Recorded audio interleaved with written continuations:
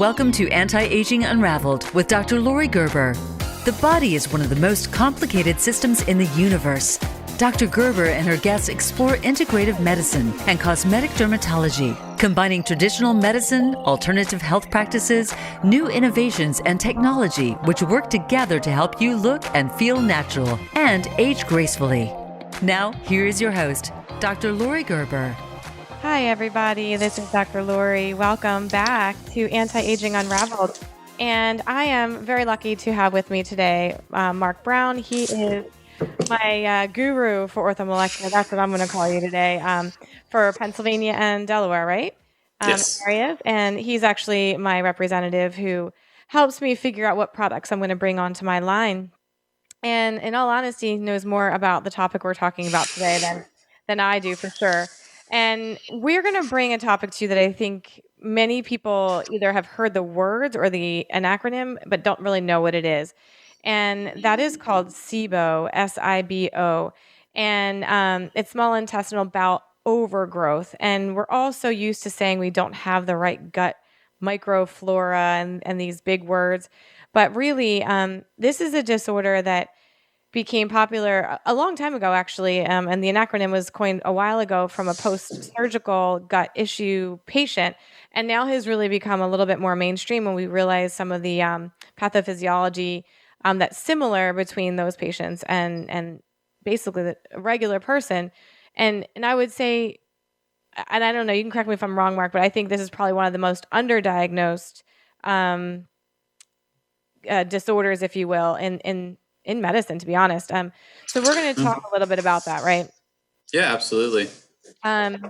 So SIBO, small intestine bowel overgrowth. So the acronym is exactly what it sounds like. It's your body basically having these bugs that are overgrowing in your small intestine, right? And I guess what I want to pick your brain about is, one, why has this not been kind of talked about more? And what is this? What exactly is happening when we say that these bugs are overgrowing? Why are they overgrowing in our small intestine? Yeah, there's a lot of reasons why this can happen. A lot of them can be related to autoimmune diseases, which are plaguing our country. I did a presentation a couple of years ago where it was 50 million Americans at that time were diagnosed with an autoimmune disease. And the equivalent to that is like taking the state of Texas and Florida and putting them together. That's how many people have an autoimmune disease in our country, and they're some of our biggest states. In addition to that, motility is probably one of the most leading causes to people having some form of SIBO create. Basically, lack of motility will lead to this buildup of like a playground for this bacteria to overgrow and be pushed up into your small intestine. And that gets into a more specific conversation of this thing called your migrating motor complex. Sounds like a really fancy word. Took me a while to learn, so I like to say it. But it's basically these small peristaltic movements that help push waste out. These peristaltic movements, just think of it as like if you've ever fasted for a long period of time, you start to hear that grumble in your stomach.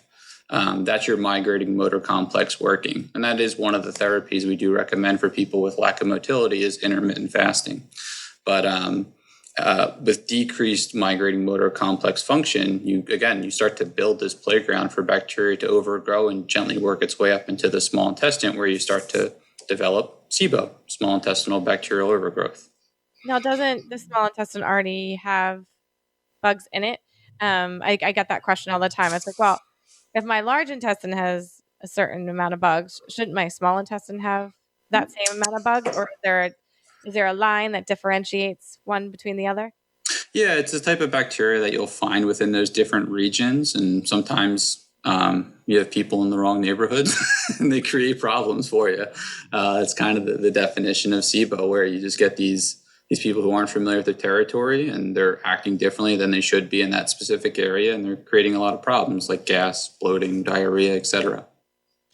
Okay, so I'm gonna go back a little bit. So yeah. You have these bugs, and let's just say someone's been to 6 different doctors before they end up with me, which usually happens. And they've been on probiotics, they've been on other digestive enzymes, they've been on all these things.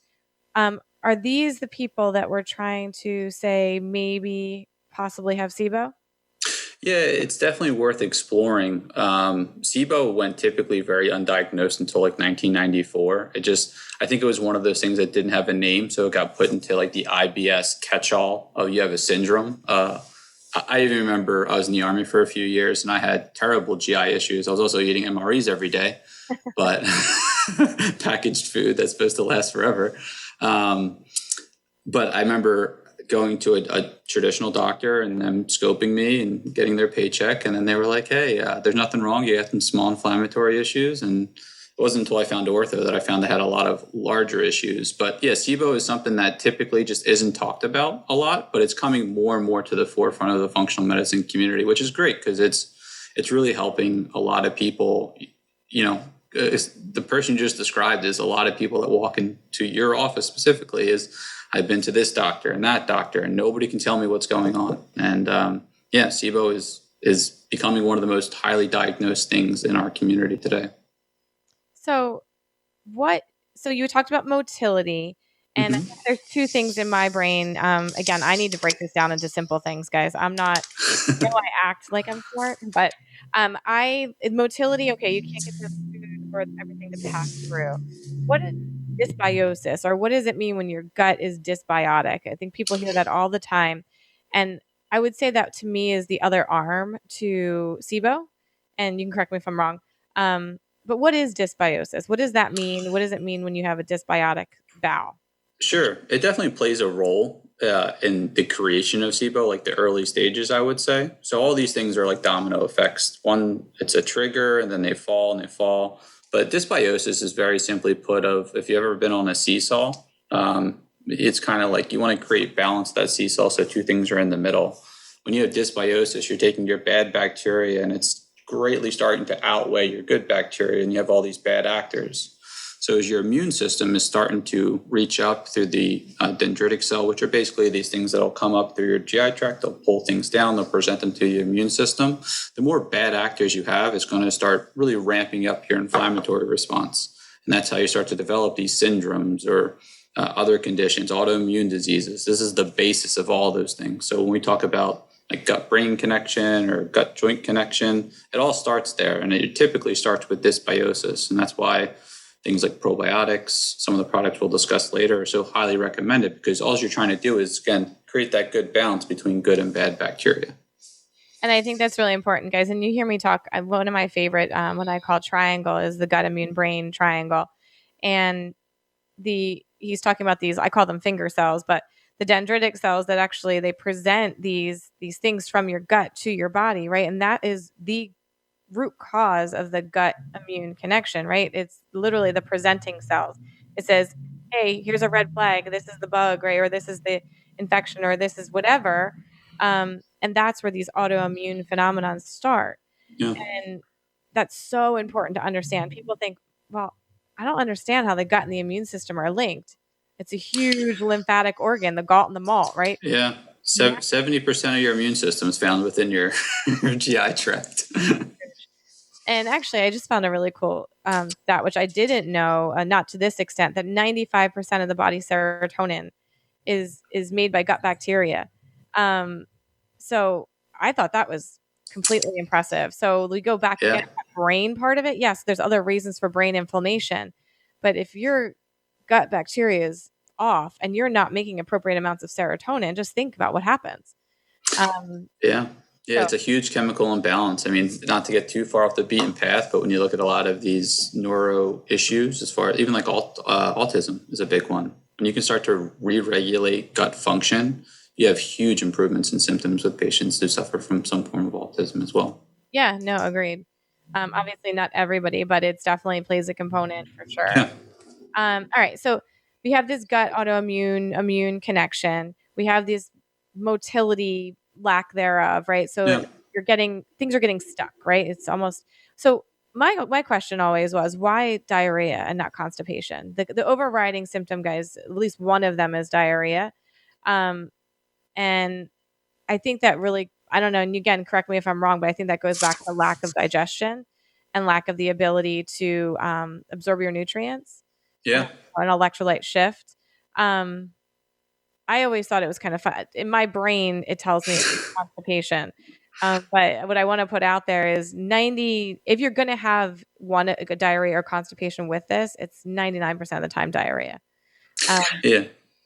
So let's kind of shift gears a little bit and let's talk about what do you find? What do I find when I'm looking for labs? What am I looking for to find something in this patient? If I'm not doing some of the gut testing, what am I looking for in blood works? Let's start there.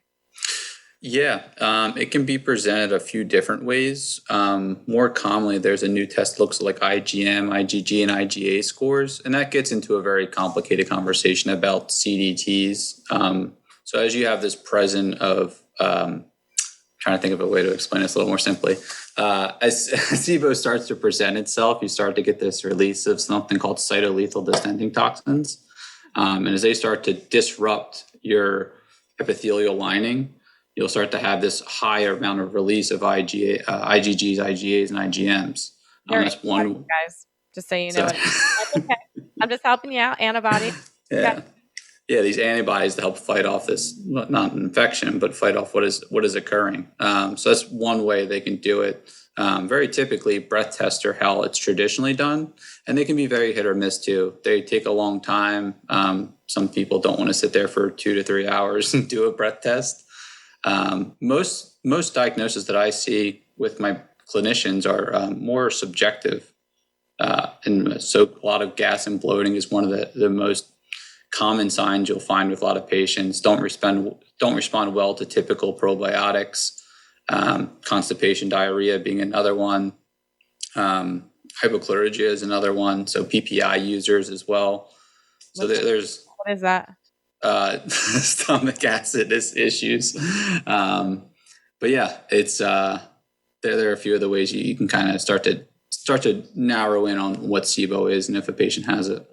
So just so you guys know, and again, this is a newer diagnosis. I think it's been out there for a million years. And I used to say, hey, I always thought IBS is a wastebasket diagnosis. It doesn't tell you anything other than you have problems in your bowel. So to me, I would venture to say probably, and I'm going to just throw out a number, probably 80% of IBS people either have a lack of digestive enzymes or they have SIBO or both. And that's just, again, there's probably, how many other disorders can there be? Probably a lot that we don't know, right?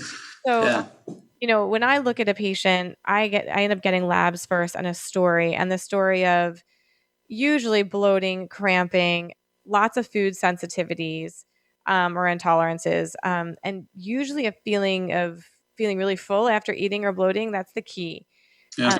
So I don't usually see people when they say, there is a lot of terminology like malnutrition and that kind of thing. I don't see people getting to that point, at least not with what I do. But that is, I guess, in theory, what's going on is we're not absorbing enough nutrients. So when I look at their labs, it's really interesting. I call them poor absorbers because their B12 is low, their iron's low, their thiamin's low. They sometimes have an anemia of sorts, low hemoglobin. But what's interesting is their folate is almost always normal, which, and again, high folate is a part of bacterial synthesis. So when you have a bacterial overgrowth, they'll actually have high to normal folate, which again, I didn't know until I started really interesting this. Yeah.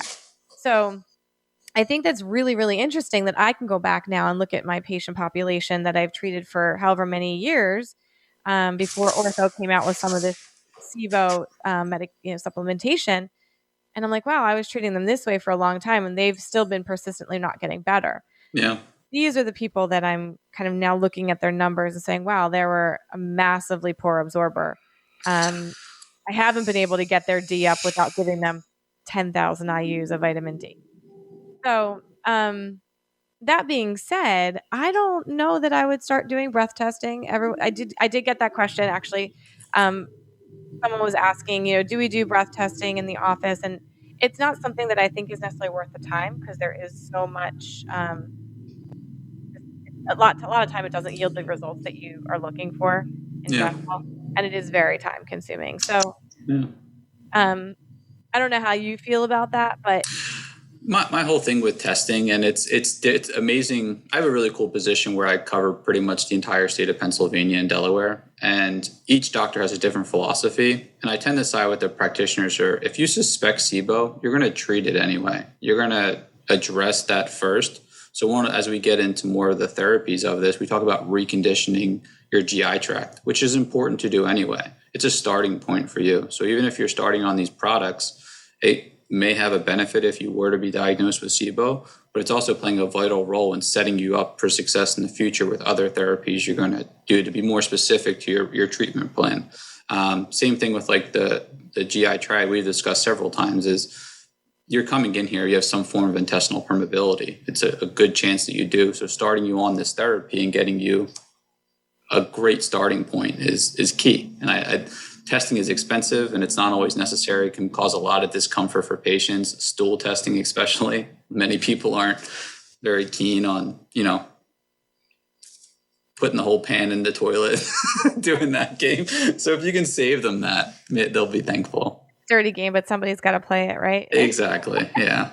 Well, I mean, so I got a question. How do you know if you're at risk at SIBO? And so I think we kind of covered a little bit of that, but I'll touch into that a little bit more. I think the people that are at risk for SIBO are those that have what we would call dysbiotic gut, autoimmune disease, that are already a leaky gut, if you will. They're just not behaving appropriately. And how do you know that? Well, I would say 9 times out of 10, you're having some kind of reflux, gastric discomfort, GI discomfort.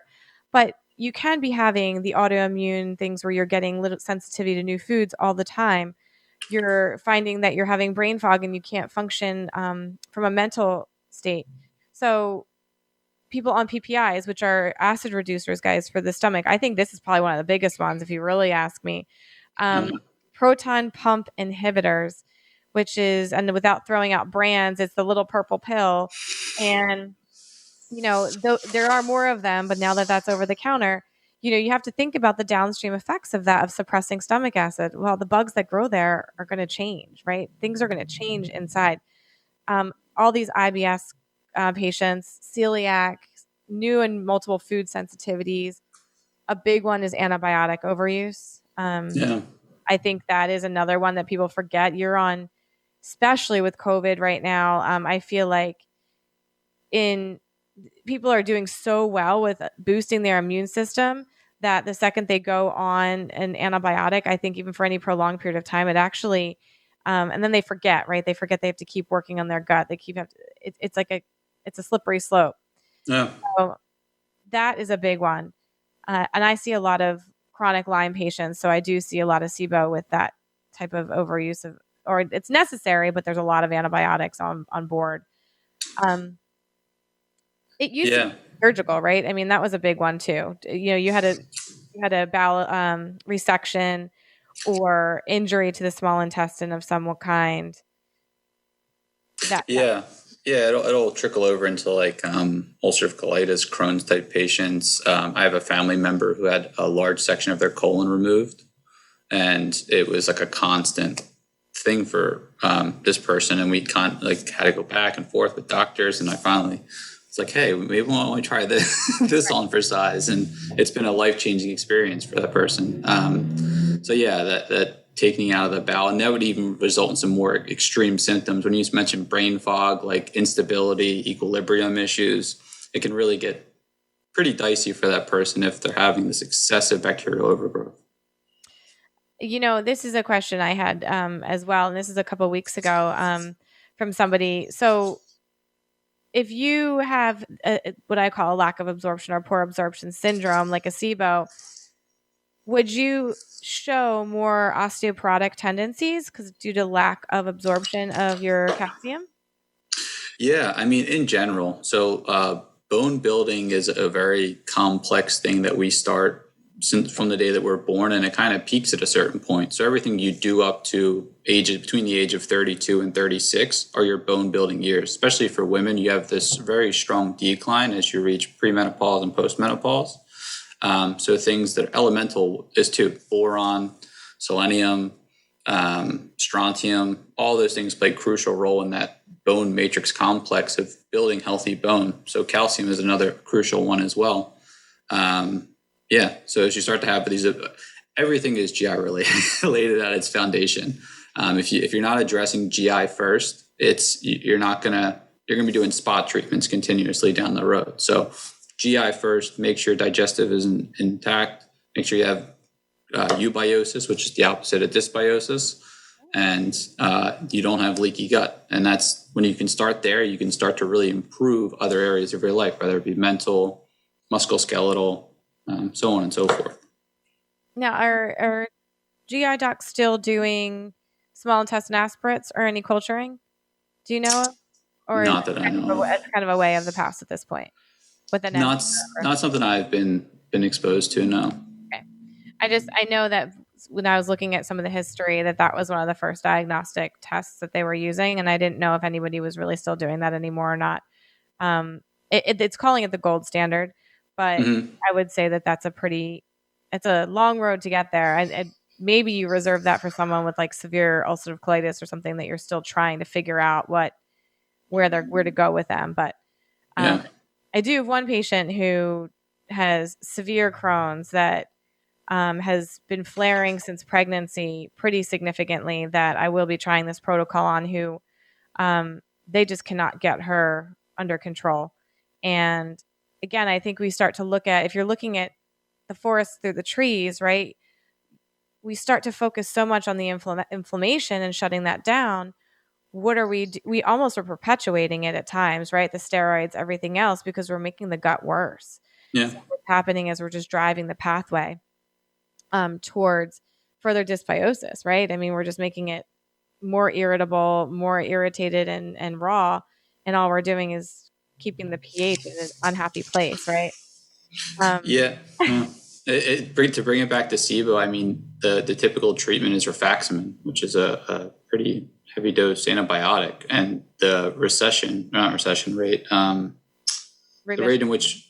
rates. Thank you. It's after 5. I'm not so sure. The remission rate of these people is like upwards of 80%. It doesn't really, and then you're just clearing everything of good and bad bacteria. There's no dissemination. Right. And you're creating unfavorable environments for bacteria to grow again. It's a weird path that we go down for some reason. Brought me to my point. So we're going to spend the last 30 minutes or so, guys, talking about treatment protocols. And I think that this is something I'm launching big time right now, because I feel like now that we're all out of this COVID fog, if you will, and again, I hope the COVID fog continues to stay lifted, but I feel like we all need to take a look at what was happening with our immune system and our guts, because when you look at the data, and there is data on this, people that have a healthy gut and a healthy immune system and that aren't autoimmune, that aren't very pro-inflammatory, didn't get very sick with COVID or didn't get COVID at all. And now that we have the time to kind of address the underlying concerns here that may have put you at a higher risk for being on a ventilator, that may have put you at a higher risk for this inflammatory cascade, let's look at SIBO and try to say, all right, let's get these people healthy. So I'm making a big push with Orthomolecular and some of my branded product, and we're launching what I call the Repair and Restore line. And it's literally a group of products meant to heal SIBO and heal. I'm putting that in quotes. Sorry, Mark. Heal. SIBO. Careful. You can say calm it down, restore, repair. But that's my big push, because I think while we have the time, let's focus on what is the primary thing that is wrong in our bodies. And that is 9 times out of 10 what we're eating in our gut. So let's talk treatment protocols.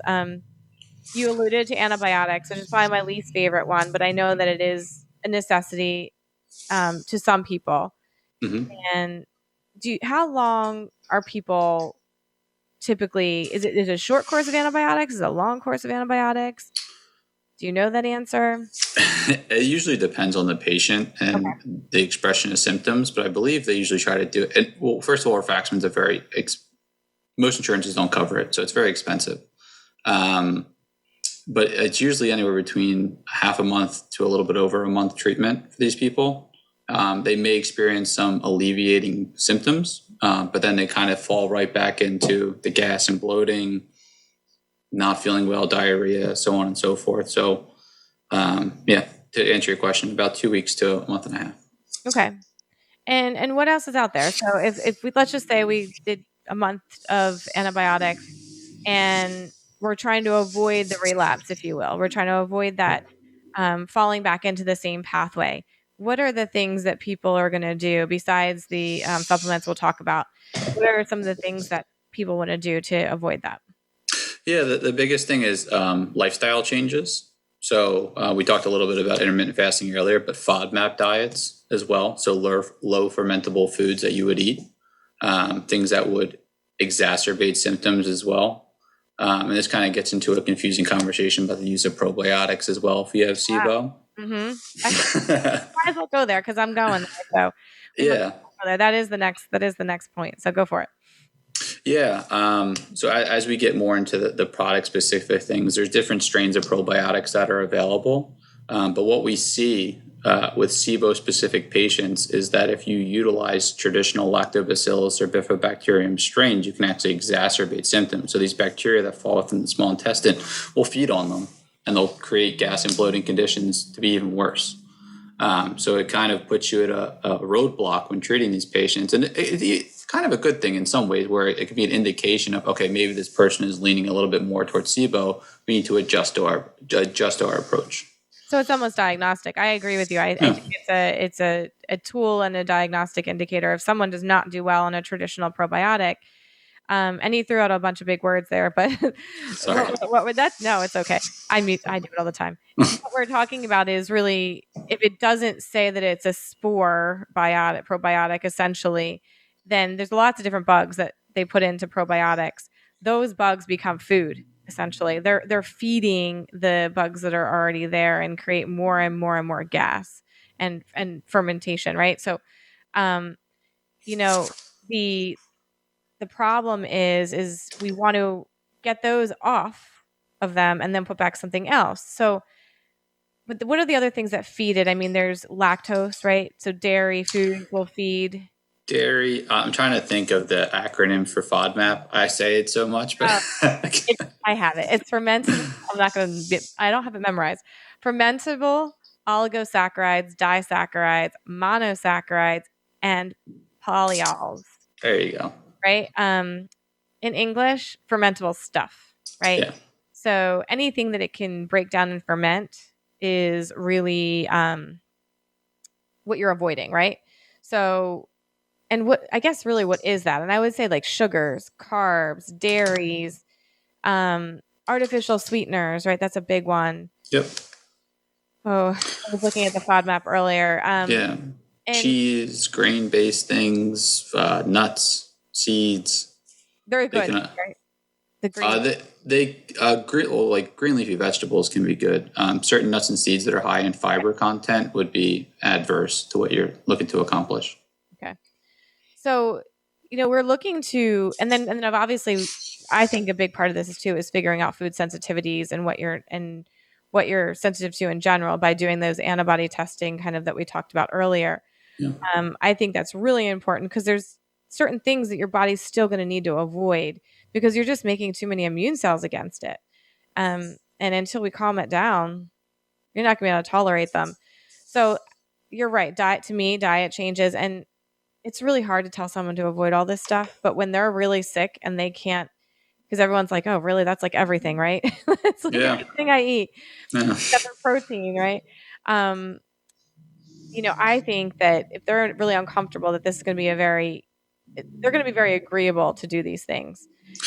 And there's a ton of resources out there for you as well. If you are a person who's experienced SIBO, if you just type in low FODMAP diets, I mean, it's becoming so much of a popular thing. Even some supplementations as far as so greens can be difficult for some people, like cruciferous vegetables, breaking them down, especially if they're having digestive issues.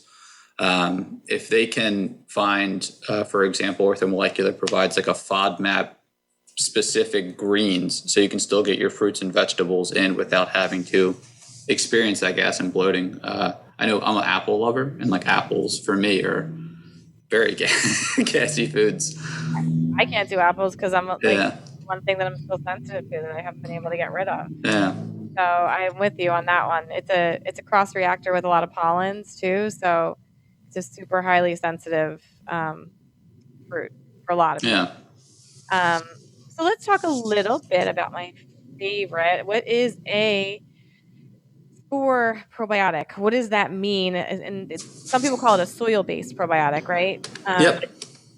What does that mean? Why is Yeah. it soil-based? We're eating dirt. What is that? Sort of. Actually, kind of. Kind of, yeah. It actually has like a fascinating story leading all the way back to World War II, I believe, where they were growing in like camel dung, and people were using it to fight off diphtheria, where they were getting like massive infections. And then America kind of came to this crossroads where they decided do we utilize these spores, which can kind of identify the environment they're in and respond accordingly, or do we just use antibiotics, which at the time had become very popular, and we can kill everything? And well, obviously, what route we went down. But yeah, in nature, once they're exposed to certain nutrients, basically the endospore, that is the spore-based probiotic, will go into a vegetative state and loses its resistance to environmental stress. But within our GI tract, they do this thing called quorum sensing, which is kind of cool. If you guys follow the terminology, it's cool. Yeah, if you have a second, just YouTube quorum sensing. It's kind of fascinating. It's very similar. I always use the example of like adaptogens for more mental health, but they can adjust to the environment in which they're in. Yeah, so the story. I like that story. Yeah, it kind of how they sense it. Yeah, go for it. I like that story. It's a good one. It's it really sets the scene of identifying how these will work for these SIBO patients. So we're constantly, for the last half hour, been talking about bacteria being in an environment in which it's not supposed to be. So how these spores kind of work is they will move into this environment and kind of go by the basis of separate and conquer. So they're constantly manipulating the environments in which they're in. So as they fall into the small intestine, they will create unfavorable environments for the bacteria that are there and push them back into an environment where we kind of want this battle to take place, which is the large intestine. So once reaching the small intestine, they will release certain proteins, enzymes, bacticides, which are very similar to like a mechanism of an antibiotic, and gently push these fragments back into the large intestine. Once they reach the large intestine and become more of this, more of a pro force in this way, or a positive thing, where they're helping create an environment for good commensal or good healthy bacteria to flourish. That's one of the unique things of these spores and how they kind of differ from regular probiotics. So I think that's important to kind of hit on is regular probiotics are transient beings. We're constantly trying to, if you have 2 cups on a scale, we're constantly trying to fill up the better beverage so it's healthier bacteria is crowding out the bad bacteria. And they last 7 to 10 days. That's important. I always get like, oh, probiotics are changing the bacteria. It's not quite how it works. They're transient beings, so typically 7 to 10 days, whereas spores can remain dormant for up to a month. So they're constantly having this positive impact on the environment in which they fall. That's interesting. Yeah, it's always amazing how these things work, and given the back history, how people figure out how they work is even more interesting. I think just to put this out there for you guys, since he knows a lot more than we do. There's a bug. The spore that they use is Bacillus, right? So Bacillus is a bacteria that is known for laying, but creating these spores that are dormant. So it's still a bacteria. It's just sitting there quietly, and it's alive. It's just not. I would say it's not activated. It's almost like it's in a shell. That's the best way I can think about it. Yeah. So they have a much longer half-life, if you will. They last a lot longer in the system, and they don't create this nidus or this area for the other bugs to feed on because they're this dormant rock. Like they're literally just like this, and then they can, like he's saying, migrate the bacteria down to where it's supposed to be. I almost like when you say that story, I almost think it's like moving the war. It's like moving it to, let's just say, like the middle of the winter where you don't want to be, somewhere that's really unfavorable, or it's a more favorable environment for them, but they can't really fight back there, right? Because they're back with their homes. Yeah. It should be. So, to me, this makes sense because now you're moving the bugs and changing the pH, right? So it does help to improve the pH. So if you've been on PPIs or these acid reducers for a long time, um, it increases short chain fatty acids too, right? In smaller amounts, as we get a little bit through more of the products we'll discuss in the future, Okay. like the phytopre, that's more specific to Okay. increasing short chain fatty acids. Okay. So let's go there. Let's start to talk about we talked about spores, we talked about probiotics. Let's talk a little bit about the product. So we've heard about prebiotics, we've heard about probiotics. What is the difference between and you have a product called PhytoPre, right? Yep. And I do carry PhytoPre. What is the difference between PhytoPre and a probiotic? Yeah, so as we mentioned previously, probiotics are, again, these transient beings. So you're already taking the lactobacillus. These are just name of the bacteria. You don't need to remember these words, but there's several strands of these lactobacillus and bifidobacterium strains that we take. If you ever look at the back of a bottle, some will have one or two. If you're getting it from Dr. Laurie, you'll notice that there's 6 of them, including Saccharomyces boulardii. But basically what we're doing is trying to create a good population of bacteria by just adding it directly to the GI tract. Whereas prebiotics are helping your body produce its own good commensal bacteria internally, so endogenously, through the use of feeding them. Traditionally, it's done with fiber-based things. You may have heard the word inulin fibers. Very common, one of the most common types of prebiotics that are out there. And there's others like guar gums and things of that nature that can help grow good commensal bacteria. The hurdle that we face is kind of what we just discussed earlier. With your SIBO patients, you can't give them fermentable things. It's going to create their symptoms to be worse, exacerbate their symptoms. So this is where PhytoPre is one of my favorite products to talk about because it's a truly innovative product in our space where we use these phytonutrients to help create good commensal bacteria that relate in things like short-chain fatty acids, specifically butyrate. They help drive down some lab markers that practitioners are constantly looking at associated with like leaky gut, like calprotectin. They have this direct effect within our GI tract where they can help flourish good bacteria, which is a hurdle that practitioners face when treating SIBO, because as we mentioned earlier, you can't use traditional probiotics. So we're taking like a backdoor approach to repopulating good commensal bacteria. So pomegranate fruit is not it's I guess in the FODMAP diet. It's not going to ferment. It's so it's citrus based, right? So Yep. I would think, I guess maybe, well, I have to look that up now. I actually would have thought, all right, well, citrus based that would still ferment, you probably would be off limits, but that's a really cool thing. So you guys use pomegranate fruit extract, which is your active ingredient, as opposed to inulin or the other things that would create basically more food, right? It would actually the other ones would enhance the bacteria that are already in there, as opposed to, I should say, it would exacerbate SIBO in the small intestine, as opposed to giving you the opportunity to make your own bacteria the way they're supposed to be. Yeah, it's really fascinating.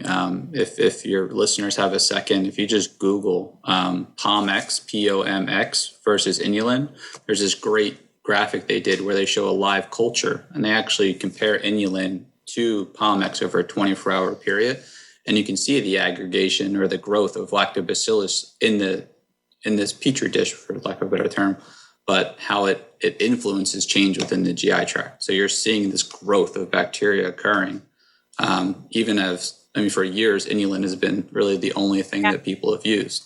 So to have this new tool in your tool belt, it's a really great thing for practitioners. And I do measure calprotectin in some patients, and it's interesting. I didn't think about remeasuring it after PhytoPre, so that might be something that I actually kind of take on.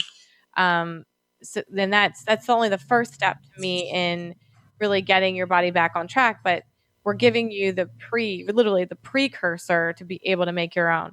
So let's go back to that soil-based probiotic mechanism. Let's talk about a product that I actually call Sporify, but it's spore technology, right, for SIBO type patients. And we talked about that bacillus bug.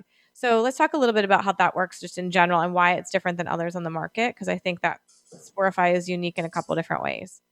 Yeah, that's a great way to set it up. So there are a lot of bacillus-based products available to practitioners and clinicians, but they're specifically bacillus strands. And there's one crucial part that a lot of practitioners miss on, and I kind of touched on this a little bit earlier with the antibiotic piece, is when you're killing off or pushing back these bacteria in the small intestine to large intestine, think of it as, I always use the example of drywall. If I was to take a hammer to the drywall behind me, there's going to be these small fragments that are left over. And that gets into this conversation that I touched on briefly, which is CDTs. So as you start to break these large gram-negative bacteria, just think of gram-negative as bad. As you start to break those down and they fall within the large intestine and start to reach your epithelial lining, they'll actually create these huge holes within your epithelial lining, basically giving good, bad, all bacteria like a a super highway to your immune system, which is going to overactivate it. So you'll hear very commonly patients will experience what we call a Herxheimer type reaction, where they have this overabundance of die-off, and then it creates this worse feeling than they felt before. Right. So with these bacillus strains, while they are effective, there has to be something to kind of mitigate or attach to this release of CDTs or catching the small fragments from my drywall. I'd be like putting a towel under it or something on the floor. And that's where we get into the conversation of SBI Protect, or serum bovine immunoglobulins, which is probably one of the most innovative products, one of the most well-studied, I should say, nutraceuticals that are available. So there's actually 46 human clinical trials associated with SBI Protect. It actually is available by prescription as a medical food for most GI doctors to treat diarrhea. But in this setting, it has a very specific mechanism of kind of like a safety net that's catching all those CDTs that are being broken up and binding to all these pro-inflammatory organisms that would create additional disruption down the line. So you kind of get this push-pull mechanism where you're not only killing off the bacteria, but you're also binding to and help passing through before they have the opportunity to create additional damage. So one of the best feedbacks I get from a lot of clinicians who are using other spore-based probiotics before is that they're having a much lower rate of Herxheimer type reaction with their patients who suffer from SIBO. And that's probably one of the most crucial parts about that product that no other product has, is that it has the killing mechanism, but also the catching mechanism. Yeah, so I'm a huge user of bovine immunoglobulins in general. So to me, I find that they have such a wide-reaching use, and the fact that it's put into this product is huge, because he's right. Everybody, or 99% of the people that you're treating in this world or realm, you're right, they have holes in their drywall, right? They're so leaky, their gut is so disrupted that they literally are seeing everything as foreign, right? They have all of these, again, we talked about those antigen presenting cells, those cells that kind of say, hey, this is like bad stuff here, come and fix me. And then all of your body sends in all this defense mechanisms. Well, this is basically kind of shutting that down.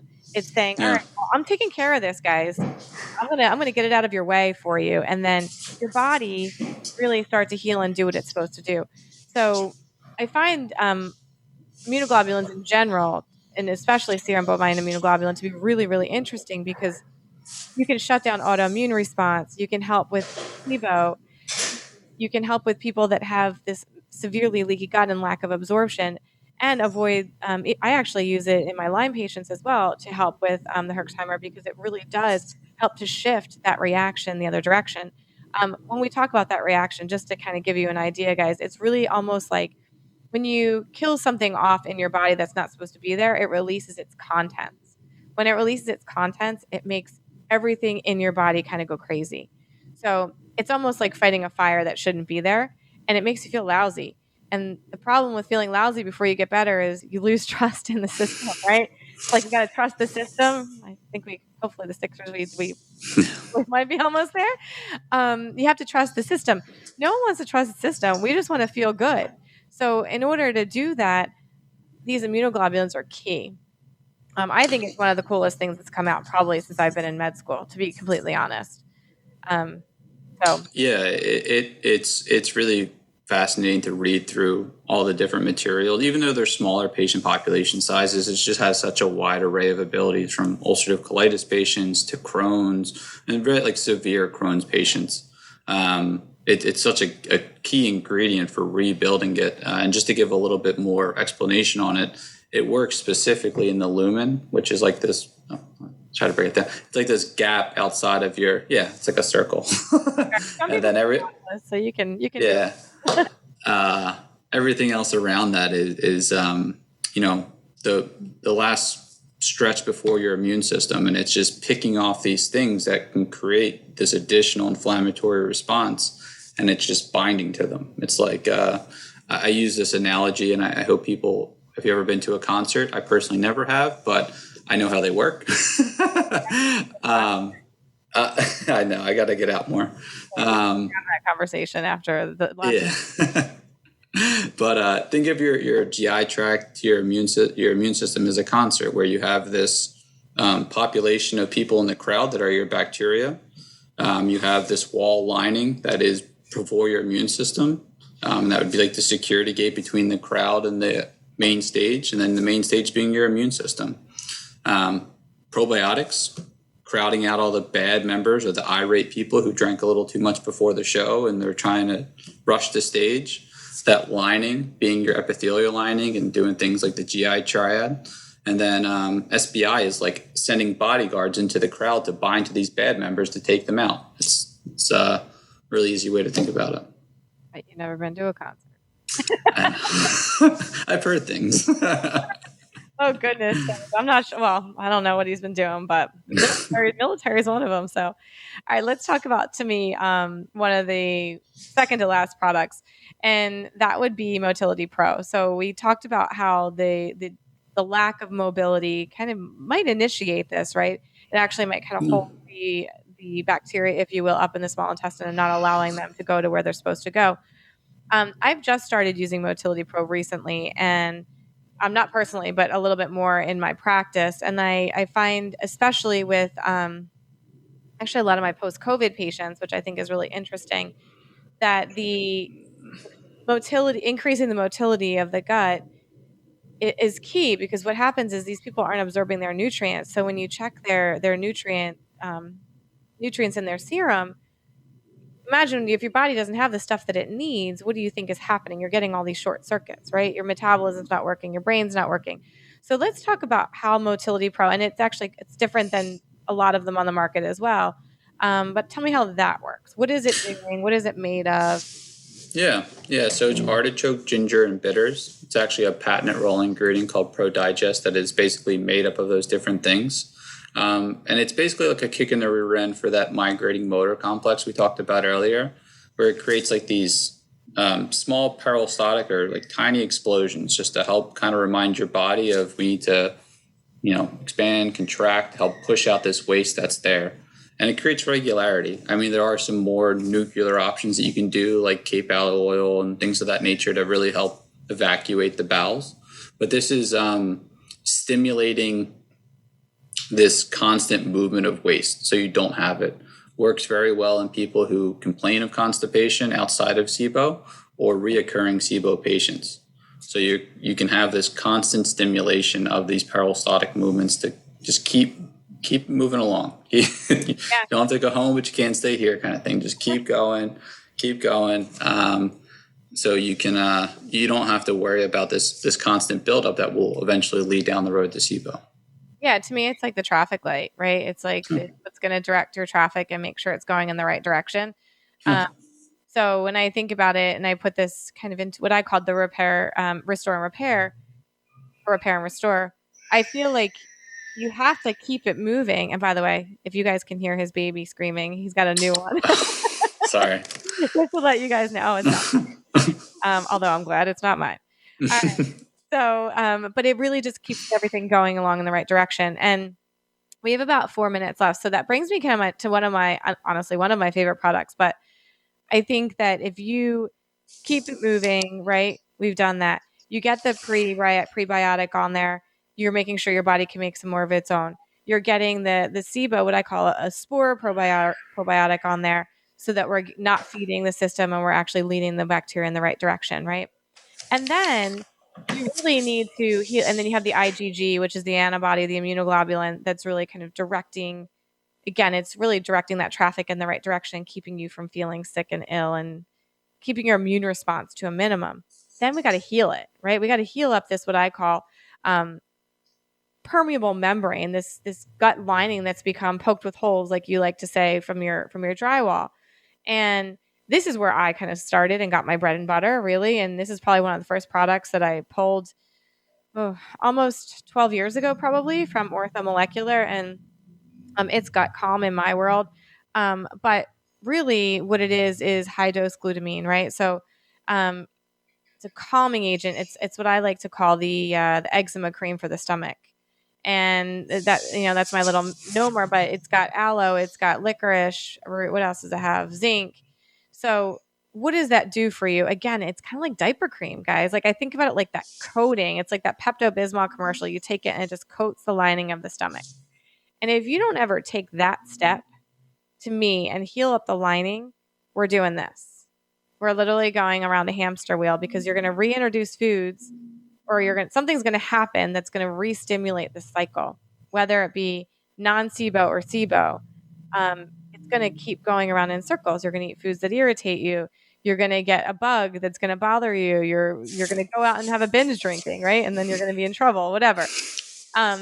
So for me, this is my last step to the puzzle. So you can tell me why, Mark. Why does this work better than any of my other ones that I've tried? It's an orthomolecular product. But why? What's the deal with the gluten? The way, and I know it has something to do with the zinc, if I'm not mistaken. But it just works so much better. I don't know if it's the particle size, and I like it as a powder. It's got to be a powder in my book. It's got to coat that lining of the stomach and really heal it up. I don't know. Do you know the answer to that? I think one of the things with ortho is we don't try to shy away from, like you said, cofactors is part of it. But we understand the science perspective of it, knowing that glutamine is this essential amino acid that's going to help rebuild that intestinal lining. Once you start to have strong intestinal fortitude, a lot of your problems subside. And this can be accomplished through lifestyle changes. Gut Calm for you is a key product, and it is in 80 to 90% of my offices, because it plays that vital role of repairing the GI lining, which is ultimately what we're trying to do. We're trying to prevent unnecessary interactions with our immune system, and we do that by repairing the GI tract. So we talked about autoimmune disease earlier, and the three things you have for autoimmune diseases are intestinal permeability, mitochondrial dysfunction, and then a trigger. And if you can address those two things first, you can limit the amount of exposure you're going to have down the lining. So it's that's why that product works so well for you. Well, I love it. I mean, we have a couple minutes left, so I'm gonna just put you on the spot and ask what products you use for your gut with the last 2 minutes. Yeah, I'm currently training for a half Ironman, and I read this fascinating paper. I'm sure you guys have heard the stories of these long marathon runners and such dying of heart attacks. Yep. So I do a heavy GI, a heavy GI protocol of SBI Protect, Inflammacor, which contains glutamine, vitamin D, arabinogalactin, a lot of these immune supporting products that help repair the GI lining as well. And then I do a mixture of high dose probiotics depending on how I'm feeling that day. And then the last thing I add to it, and this is a product that Dr. Lori carries as well, is Mitocor. I believe your name's a little bit different for it. Yes. But so mitochondrial health is one of the most important things. It helps carry out all the functions from our brain, liver, heart, so on and so forth. And if you don't have healthy mitochondria, you're going to suffer.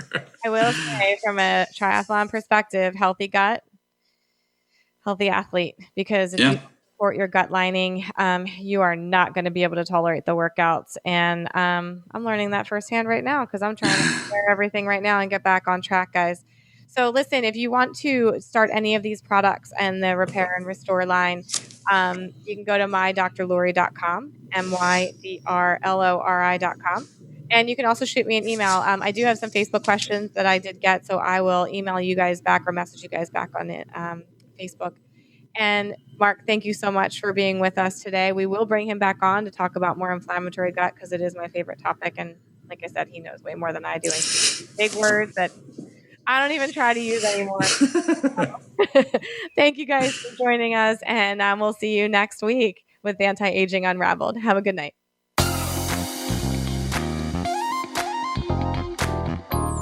Thank you for tuning in to Anti-Aging Unraveled. Be sure to join Dr. Lori Gerber again next Wednesday at 3 p.m. Pacific Time and 6 p.m. Eastern Time on the Voice America Health and Wellness Channel. We'll talk again next week and keep you aging gracefully.